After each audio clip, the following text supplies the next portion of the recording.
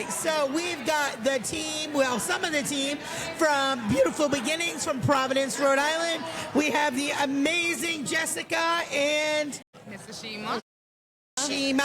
So what do you guys think about the conference this weekend? It was great. Today's my first day. It was great. Okay. It was great. I've actually been enjoying myself. So I was here for day 1 and day 2. Okay. So I'm learning a lot. I'm enjoying myself, and it's not what I thought it was gonna be. Uh-huh. It's actually a lot better. You thought you were gonna bring a pillow and a blanket, right? Yeah. But you just said we're going to conference this weekend. You are, oh, man. It's definitely more interactive than what I had thought. Yeah. So you said you went to Leadership Day. Yes. What was your favorite thing about Leadership Day? So I had 2 favorite speakers. My first favorite speaker was the cousins Carrie and Kate, right across, They were yeah. very interactive and they were funny. And I also love Rashawn. Yeah, She was Rashawn. also very interactive and very funny. And I got a lot taken away. I took a lot out of it. So I'm the ed coordinator, one of the ed coordinators at Beautiful Beginnings. And I kind of grew into the position. So I started off as a preschool teacher. Well, I started off as a sub back in. We know how it goes, Back girl. in We the day know. when I graduated college. Don't show me you got talent. We know. And so, moving up, and so I've been in this leadership position for about 2 years, maybe going on 3 years. So, getting the skills and actually learning and getting new insight and new POVs, it was interesting. So it was a good thing to learn. So Yeah. I enjoyed myself.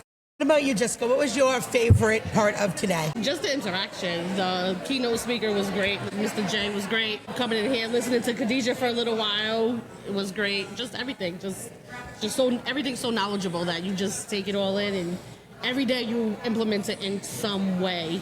Yeah.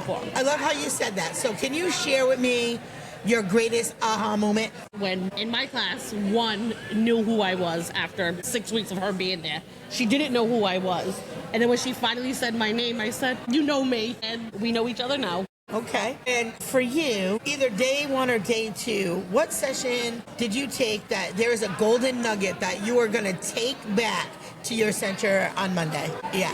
I know there was a lot. There was a lot. One thing. If I said, what was the one thing All that right, you... so from today's session or from It's your choice. yesterday or today?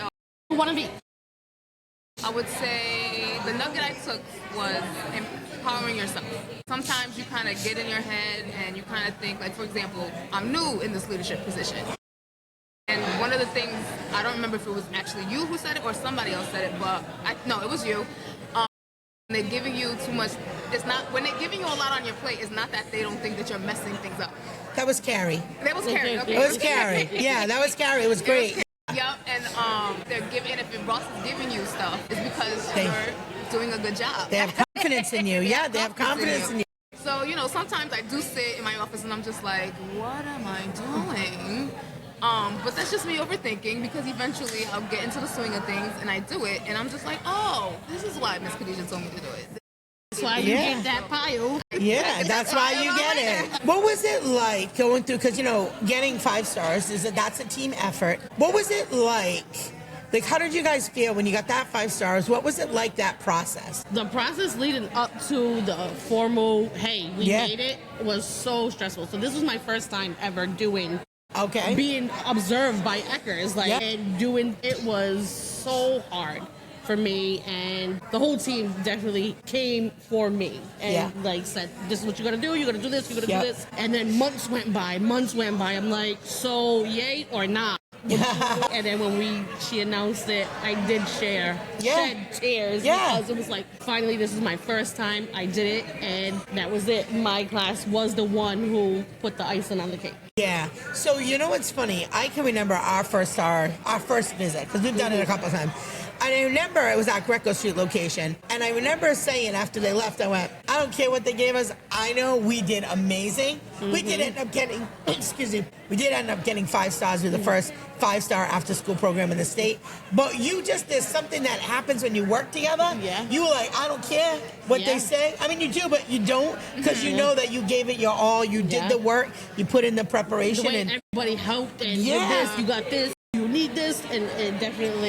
it's almost like you're proving to yourself. I mean, it's great that you have that paper. You can use it as a marketing tool. But I felt like for my team, just going through that together and putting that work and making sure like everybody was on the same page, like we want to be like the example. We're setting the bar because that's what you are doing. When you put that on the wall, you're setting that bar, right? And people know, like if you say beautiful beginners, people know, oh, that's quality. Right? So before we wrap it up, maybe one thing that you would share. Are you assistant director? One of the coordinators. One thing you would share with an ed coordinator who's just starting out. Your plate gonna be full, whatever. Yeah, your plate's gonna be full. I would say when you're going into, I would say this for any ed coordinator or any person transitioning into a leadership. Always lead with empathy. Understand that the team that's under you or the teachers that you're supporting are people, are human. Yeah. Understand that they have issues, that they, have emotions, that they have, families, struggle, things of that nature. They're not a robot. So you always want to lead with some type of empathy. You always want to be relatable. I know as like when I was in the teaching role, I want to be able to speak to my head or my leader, right? Yeah. I want to be able to, be comfortable with them and say, oh, I need to talk to you about something. But I know I would feel comfortable with someone who was empathetic to me, someone who was relatable to me. So I always say lead with empathy, just so, because you want your supporting staff to come to you and say, I want to talk to you. I need to talk to you for a second. Yeah. Can I come into your office? Can I have this? Or even to be like, I need to ask you a question. Can you help me with A, B, and C? Or can you help me with this child? Pick up the phone, you gotta say. Can you have a second? Can I talk to you? Can you help me? Can you give me some tips? Coming in like full throttle, authoritative, and sticky notes. Yeah. Yeah. That's not very. It's not very motivating. Not motivating. Yeah, it's not motivating. So yes, you are authoritative. Yes, you have certain rules you have to abide by and things that they have to follow. But I would say always lead with empathy. Yeah. What would be your advice? You in pre-K? Preschool. Preschool. What would your advice be for a new preschool teacher coming in? They're people just like us. We cry, they cry. I mean, we can cry together. You have to know that they have feelings. They have the same emotions we have. We know how to express it. They don't. They're human just like us. Yeah. That's great advice, ladies. So anything you want to leave the listeners before we wrap up? Anything I didn't ask you? Let me help you. Be in it to win it. Be in it to win it.